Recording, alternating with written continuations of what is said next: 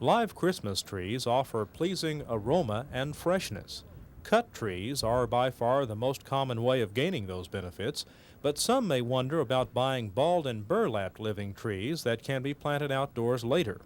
Forestry specialist Dr. Deborah Hill of the University of Kentucky College of Agriculture says there are several considerations to keep in mind. Well, the major consideration to select a living tree that has a root ball attached over a cut tree is whether you've got a place to put it. So people who don't have yards that are big enough to accommodate a tree should not even consider buying a living tree with a root ball attached. The other thing that's terribly important is that where you want to put it in your yard is an appropriate place for a conifer tree to be. So you really need to know something about your soil conditions and all those kinds of things. And if you don't have the space, it shouldn't even be considered. But if you do decide to choose a living tree with a root ball, it's doing double duty for you. It'll be there during the holidays, and then you can plant it out in your yard afterwards.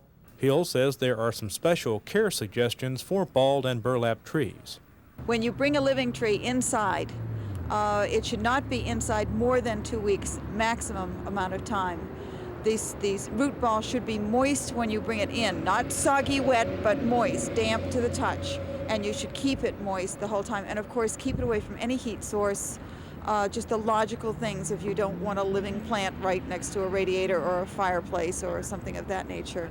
And then probably give it maybe a day on either end, either in the garage or on an enclosed porch or someplace where it's sort of in between the two extremes of being inside and being outside to let it acclimate in both directions. A balled and burlapped living tree.